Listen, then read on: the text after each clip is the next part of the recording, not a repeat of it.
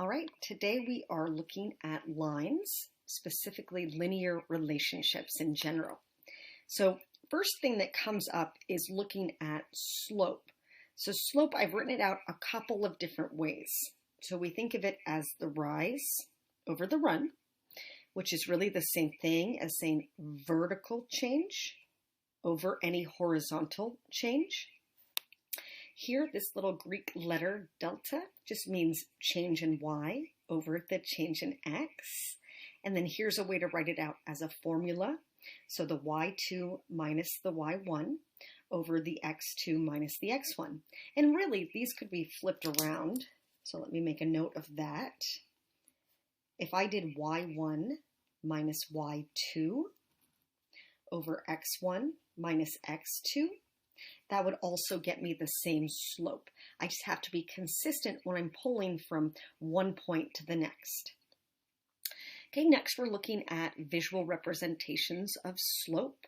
So if I'm looking at a positive slope right here, I've drawn a line where the y values are increasing. So let me write that. So if I'm reading it from left to right, the y values are increasing.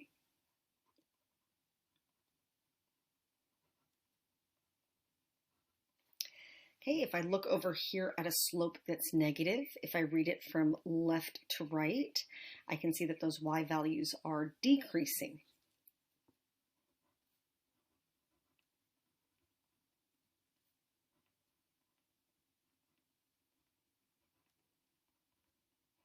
Okay, so again, reading from left to right, y values are increasing when the slope is positive.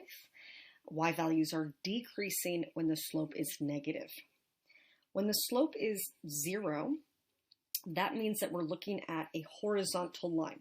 A horizontal line will always have a slope of 0. And a horizontal line will always be in the structure of y equals a constant. So y equals 4, y equals 12, y equals 0, y equals -5. Those would all be horizontal lines where the slope is 0. The reason that we're getting a slope of 0 is when we do the rise over the run, the vertical change over the horizontal change. Let's say that I picked 2 points on this line and did this whole calculation here. I would end up with 0 on top because I have 0 rise, I have 0 vertical change over some number on the bottom that would represent the horizontal change. And whenever I have 0 over a number, that simplifies to be 0. Okay, over here we're looking at a line that has a slope that is undefined, and that is always the case for any vertical line.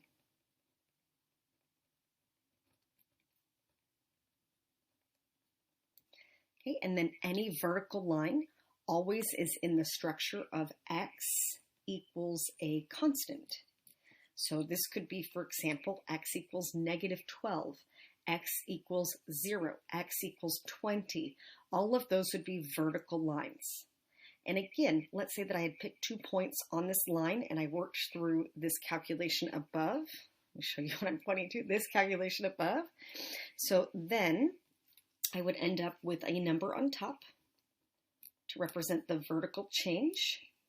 But I'd have 0 on the bottom because there's no horizontal change. There is 0 horizontal change.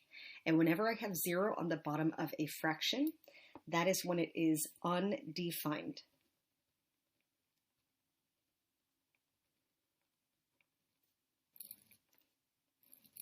So that will be true for any vertical line. A vertical line has a slope that is undefined. All right, so in our first example, we are ready to graph. So here we're looking at horizontal lines and we're looking at vertical lines. Let me slide that up. All right, so a horizontal line will always be in the structure of y equals a constant. So in my example, I'm giving you y equals 5. So here that's telling me that for all values of x, y stays constant at 5. Let me write that.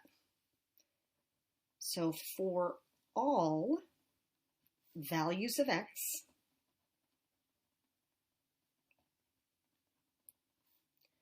y stays constant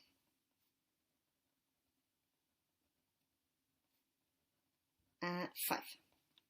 So if I look at all the places where y equals 5, here y equals 5, y equals 5 here, it's 5 here, here. I'm just putting all these points where y equals 5, right? There's really an infinite number because we're talking about a line. So when I slice through all of those points, here is my beautiful horizontal line, y equals 5. So no matter what the value of x is, y stays constant at 5. Okay, when I move over here and I look at my vertical line example, I have x equals a constant. So here in my example 2, I have x equals -4. So what does that mean? That means for all values of y,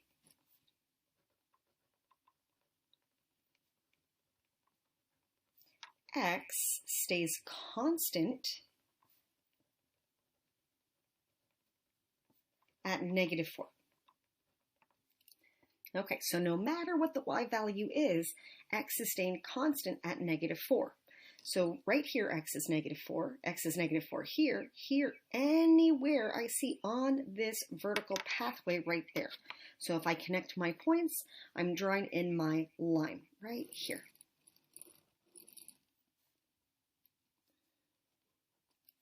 Okay, so again, for all values of y, x is staying constant at -4.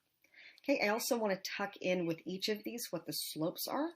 So for horizontal lines, just a reminder that our slope here is 0.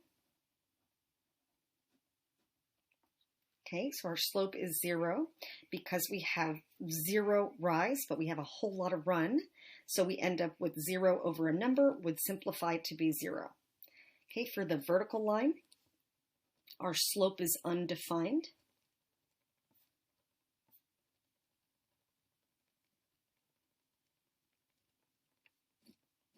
And again, if I was working through that calculation, I would show a whole lot of rise, but I would show 0 run, and a number over 0 will always simplify to be undefined. Okay, one other thing just to point out too before I move on to the next example is that if I took these two lines and I graphed them together on the same coordinate plane, so if I take a horizontal line and I take a vertical line and I graph them together, they will end up being perpendicular. And we'll talk about that language in just a moment. All right, next structure we're looking at is point slope form. It's one of the first ones we talk about in Algebra 1. So here, the structure is y minus y1 equals m times, in parentheses, x minus x1. So what it's giving us, the m value is our slope, and then the x1, y1 value, that is our point. So m is our slope, x1, y1 is our point.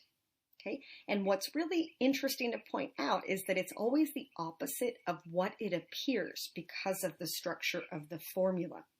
So when I look at my example here, and I'm looking at, well, what's my point and what's my slope? Here I have, again, we write the structure beneath it, y minus y1 equals m times x minus x1, just like that. So when I look at it like this, the point right here, opposite of what it appears, the point is -4, +5. So if I plug in -4 in right here, x minus -4 would read as x plus 4.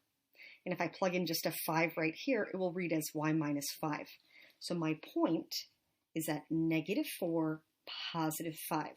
So it's the opposite of what it appears in that formula. Okay, the slope right here is -3/2. So when I start off graphing, I always drop my anchor at the point given. So my point is -4, 5. So -4, 5. So right here, left 4, up 5. And then I build off of that my slope. So I'm going to go down 3 and right 2. Down 3 and right 2. down 3, and right 2. And then I take my straight edge and I slice through those points right here, and there is my line.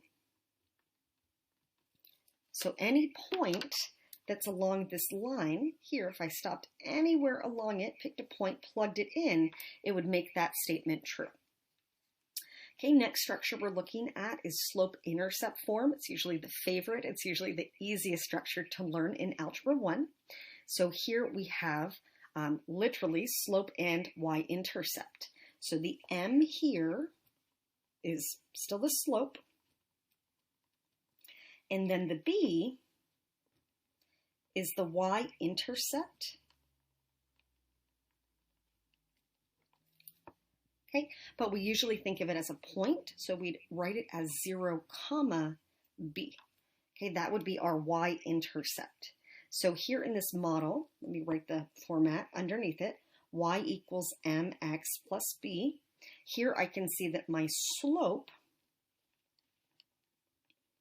is 2, and my y-intercept would be 0, comma negative 7.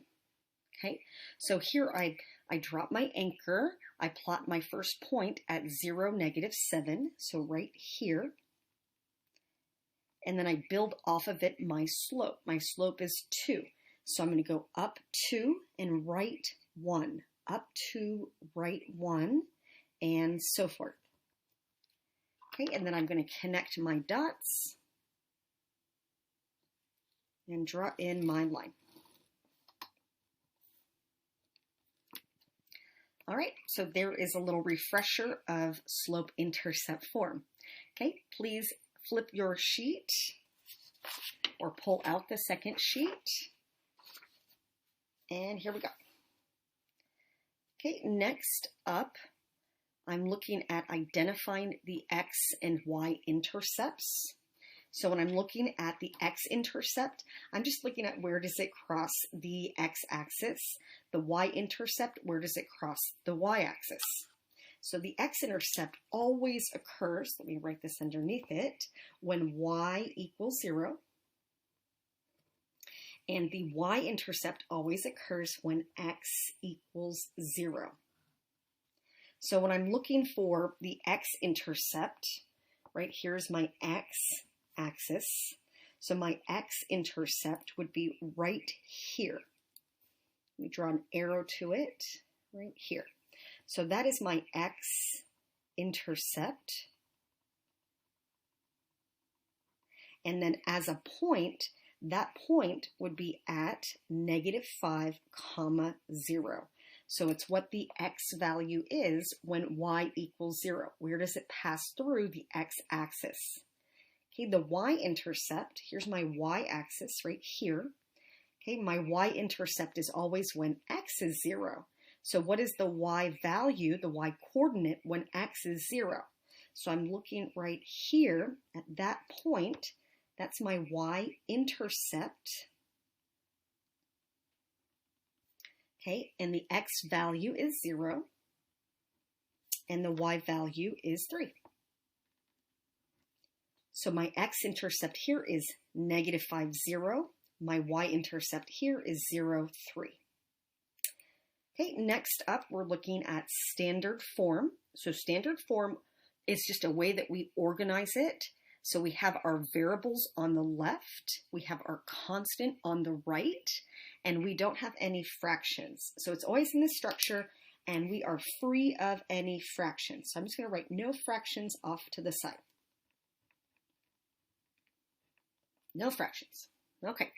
So here we are given this structure, and what's nice about it is it's really easy to graph using our intercepts. Let me add that here. So easy to graph by using the x and y intercepts.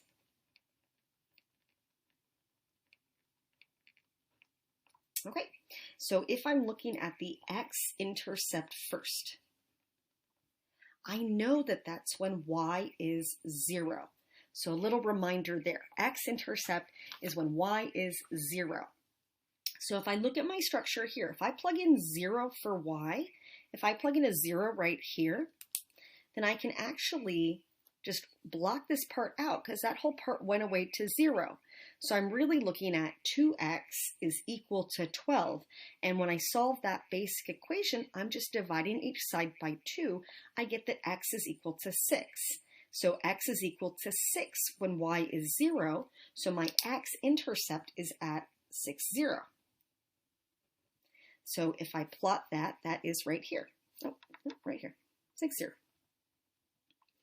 Okay, and then I want the y-intercept next. And that always occurs when x equals 0. So if I plug in a 0 for the x right here, this whole part goes away to 0. 2 times 0 is 0. So I'm just going to block that part out. And then I'm looking at negative 3y equals 12. So if I'm solving this basic equation for y, I'm going to divide each side by negative 3, and that will get me y is equal to negative 4. So when x is 0, y is negative 4. So as a point, I have 0, comma, negative 4. So right here would be the y-intercept. So again, standard form just makes it really easy to graph using the intercepts. We use that cover-up method to get to the x-intercept, the y-intercept a little bit easier. So now when I connect my dots, I have my beautiful line. Okay, a couple more examples. All right, so next up we're looking at parallel lines. So parallel lines, if I use my fancy little notation, looks like some skis in the snow. So just like two little vertical segments together represents parallel. And parallel lines, they are coplanar. So they are on the same plane, so coplanar. They never intersect, so they never cross.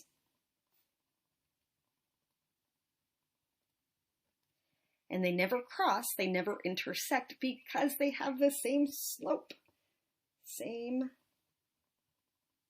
slope. All right, so parallel lines, they are coplanar, they never intersect, they have the same slope. So here in my example, I'm saying write the equation of the two lines graphed in slope-intercept form. So slope-intercept form is y equals mx plus b. So we need our slope, we need our y-intercept. So for this first one, I can see that the y-intercept is right here at 0, 4.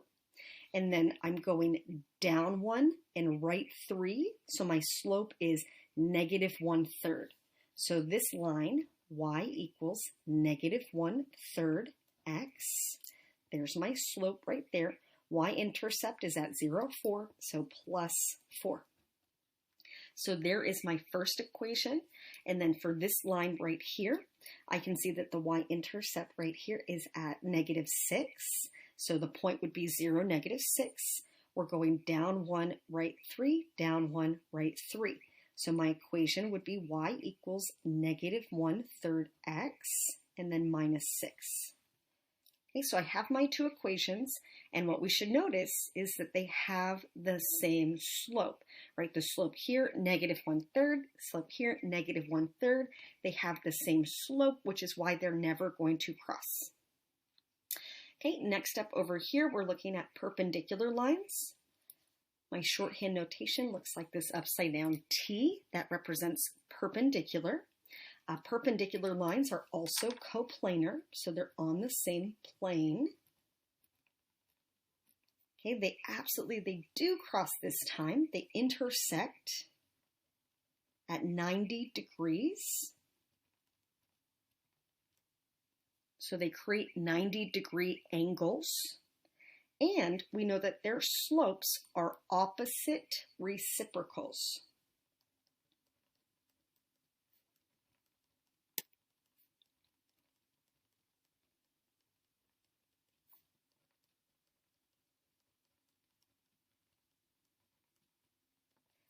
Okay, so opposite reciprocals just means opposite sign.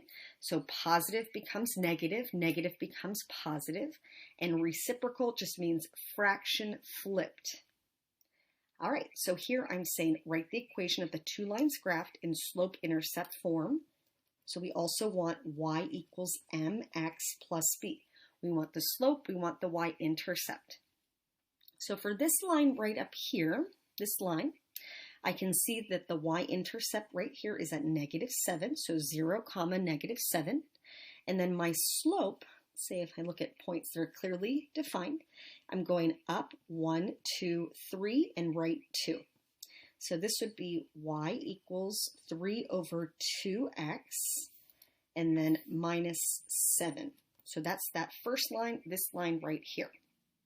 This one right here is crossing through at 0, 6 would be the y-intercept, and I'm going down 2 and right 3, down 2 and right 3. So y equals -2/3 x, and then plus 6. So again, we're looking at the slopes. The slopes here are opposite signs. Here's positive, here's negative, and the fraction gets flipped. That's what makes it a reciprocal. So 3/2 becomes 2/3, right? That's reciprocal. So opposite signs, and then reciprocal is fraction flipped. Okay. Next, we're looking at midpoint and distance. So a little refresher here. We've seen this in an earlier lecture, so just a reminder of midpoint and distance. So midpoint, we know it's average of x, average of y. Let me write that.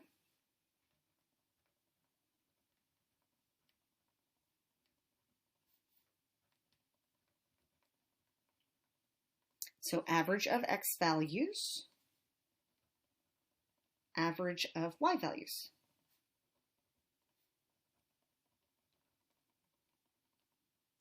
So here in my model, I've given you this segment, segment AB, and I'm asking you to find the midpoint. So here, my x values are -4 and 8.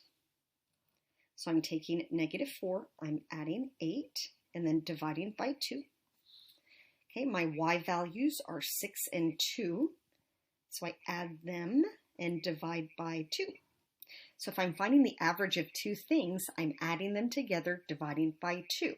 If I was finding the average of 3 things, I would add 3 things up and divide by 3. So here we're just averaging 2 things. It's pretty easy. All right, so next here this becomes 4 over 2. And here this becomes 8 over 2. So I end up with 2, 4 as my midpoint. And let me just check my graph to make sure that that makes sense. So here I'm 2 over and I'm up 1, 2, 3, 4. So this point right here, that would be my midpoint.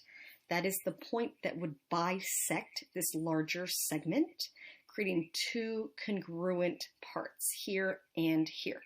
And we know that we could always show that with tick marks. That shows that 2 parts, 2 segments are congruent. Okay, distance formula. Here we've also seen this in an earlier lecture. So here what we're looking at is a big square root, and then underneath it, we're looking at the difference between the x values squared. Let me add that little 2 here. I'll make sure I fix it on your copy. And then plus the difference between the y values squared. Okay, so really, you saw me do this in an earlier lecture. It's really solving for the hypotenuse of a right triangle. So this formula is really the same as the Pythagorean theorem. It just looks more complicated. Okay, so here also the distance formula, I could switch the order. The order doesn't matter. So let me just rewrite it the other way. So big square root, I could do x1 minus x2 squared, right? Because it's just the difference between the x's squared, plus y1 minus y2 as a quantity squared like that. So again, I'm just trying to stress it's really difference between the x values squared plus difference between the y values squared, all underneath that big square root. The order really does not matter. So I'm going to follow the formula to do it, and then I'll show you another way of doing it. So if I'm finding the length of segment CD, that's the same as the distance from point C to D. So if I follow the distance formula, I can write out a big square root. Difference between the x values, the order doesn't matter. We already established that. So I'll take -8 and subtract 4, and then squared, plus a difference between the y values, 2 minus 6 squared. Okay, next stage, -8 minus 4 is -12 squared. 2 minus 6 is -4 squared. Next stage, 144 plus 16, and I have 160 underneath my radical. So I'm looking at what is the square root of 160? Can I simplify that radical? So I can see that as 16 times 10. 16 is a perfect square, gives me a beautiful pair of 4s. There's no pair in that 10. So my answer as a simplified radical will be 4 square root 10. Okay, the other way to do it is to visualize the right triangle. So if I visualize like this, here's my right triangle. Here I'm looking at what is that horizontal distance between them? What is the distance between a -8 and a 4, right? They're 12 units apart. So this is 12 units right here. Okay, the y values here, 2 and 6, well, they're 4 units apart. So here's a 4 right here. So then what I'm doing is I'm taking the c value is equal to the square root of a squared plus b squared. Okay, so here I've shown you in the past how I derived this. It's really just from Pythagorean theorem, a squared plus b squared equals c squared. I'm just solving for the c. So then c, which is the distance, the hypotenuse, will be the square root of 4 squared plus 12 squared. And you can see that I'm going to get the same numbers that I have up here. So now I have the 16 and the 144, which combines to be 160. So I have the square root of 160, which we already established is 4 root 10. So I'm just showing you another way of finding length without relying on this formula. So if we can view it conceptually as here, sides of a right triangle, it just gives us a little bit more of a shortcut. All right, that's all I got for today. Have a good rest of your day.